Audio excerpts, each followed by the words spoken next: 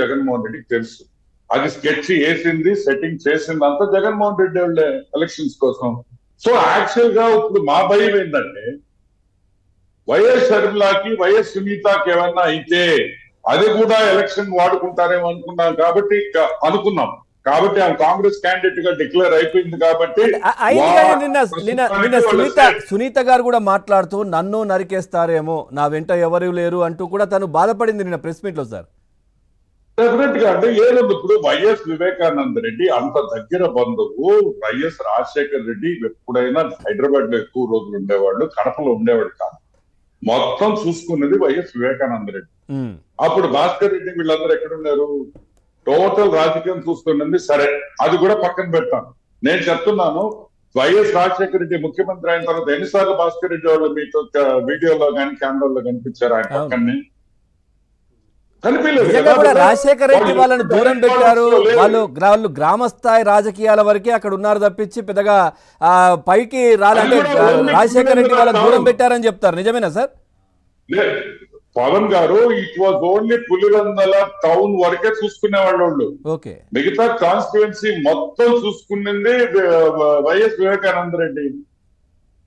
మొత్తం కాన్స్టిట్యుయెన్సీ అక్కడ ఎవరు వచ్చినా భాస్కర్ రెడ్డికో అవినాష్ రెడ్డి ఇంటికి పోయేవాళ్ళు కాదు, అందరూ వివేకానంద రెడ్డి. ప్లస్ వివేకానంద రెడ్డి చాలా మంచోడు. ఈ వెరీ యూనో ఫ్రీగా మూవ్ అవుతాడు అందరితో. మనం వచ్చి ఏమన్నా పని ఉంది వచ్చినా అంటే రాబిట ఏముందిరా బండి చిన్న స్కూటర్ లో వచ్చాను, బైక్ లో వచ్చాను, పోదాం బైక్ ఎక్కేసి వచ్చేసేవాడు. అటువంటి స్వభావం గల వ్యక్తి. దానికనే అందరూ వైఎస్ రాజశేఖర రెడ్డి కన్నా అతనితో ఎందుకు మూవ్ అయ్యేవాళ్ళు అంటే రాజశేఖర రెడ్డి బిజీగా ఉన్నాడు పిసిసి ప్రెసిడెంట్ అని అదని. సో ఇతను యాక్సెసిబుల్ పర్సన్ పులివెందుల్లో, ఎవరైనా ఇంటికి పోవచ్చు, ఎప్పుడైనా ఇంటికి పోవచ్చు. సో ఈ రోజు నేను ఏమంటానంటే ఇవన్నీ వేస్ట్ మాటలు. ఓకే,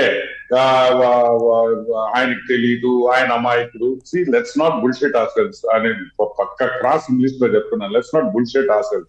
ఓకే, ఆయన ఏదో అమాయకుడు, ఆయనకి ఏం తెలీదు, ఆయన వచ్చి చూశాడు. ఇది అందరికీ మర్డర్ జరిగిన ఫోన్ కాల్ కూడా 3 గంటలకే బిట్వీన్ 3 and 4 o'clock వీళ్ళకి తెలుసు. వీళ్ళేదో 5-5:30 పోయినట్టు ఒక డ్రామా వేశారు. అది పాపం అజయ్ కల్లాం గారికి అది గుర్తు రాలేదు timing.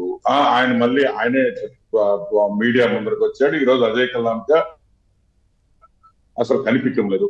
A planned murder for political. Sir ఒక డౌట్ ఏదైతే ఇక్కడ మన లోటస్ పాండ్ లో ఈ ఏదైతే మేనిఫెస్టోకి సంబంధించి చర్చ అని ఎర్లీ మార్నింగ్ 3-3:30-4 గంటల సమయంలో పెట్టుకున్నారు కదా, ఇది కూడా ఇప్పుడు ఏదైతే జగన్మోహన్ రెడ్డి ఫోన్ రాగానే బయటకు వెళ్ళి మళ్ళీ కిందికి వచ్చి బాబాయ్ నో మోర్ అని ఎవరికో ఒకరికి చెప్పాలి కాబట్టి వీళ్ళని అక్కడ పెట్టుకున్నారనే చర్చ నిజమేనా? నేను ఒకటి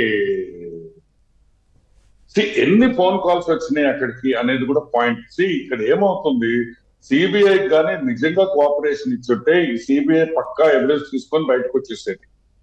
ఈ సిబిఐని ఎంత డిలే చేసి సునీతమ్మ సుప్రీంకోర్టు హైకోర్టు దాకా పోయి ఆమె సిబిఐ పర్మిషన్ వచ్చే లోపల what was the time lag? ఎంత టైం అయింది? ఆల్మోస్ట్ 2 years అయిందా? 1.5 years, I think almost year పైన అయిపోయింది. ఇయర్ పైనలో ఒక కేసు మీద సాక్ష్యాలు ఏ విధంగా మ్యానిపులేట్ చేయొచ్చు, ఏ విధంగా తారుమారు చేయొచ్చు అనేది అందరికీ తెలుసండి. అండ్ ఇంకొకటి, we are dealing with the factionist family. వాళ్ళకి మడ్డలు చేయడం మన అరటిపళ్ళు తిన్నట్టు, వాళ్ళకి అలవాటు అది. ఆ ఫ్యామిలీకి వాళ్ళు అట్టే పైకి వచ్చారు. సో ఇంకా అంత తెలివిగల్లోళ్ళు పిహెచ్డీలు మర్డర్లో పిహెచ్డీ చేసిన వైఎస్ కుటుంబానికి పెద్ద పని ఏందండి సాక్ష్యాలు తారుమారు చేసేదానికి? దానికనే కదా ఆయన సిబిఐ ఎంక్వైరీ వద్దన్నాడు. ఆయన బీజేపీకి వెళ్తాడని షర్మిలమ్మే చెప్పింది. మీకు ఇంకొక విషయము జగన్మోహన్ రెడ్డి సునీత గారికి చెప్పారంట. One minute power. తిరుమలలో ఉండే పెద్ద బ్రోకర్లు ఈ రోజు ఈవోగా చెప్పుకుంటున్న క్యాండిడేట్ షర్మిలమ్మని సునీతమ్మని ఢిల్లీలో గెస్ట్ హౌస్ లో పోయి కలవాల్సిన అవసరం ఏముంది?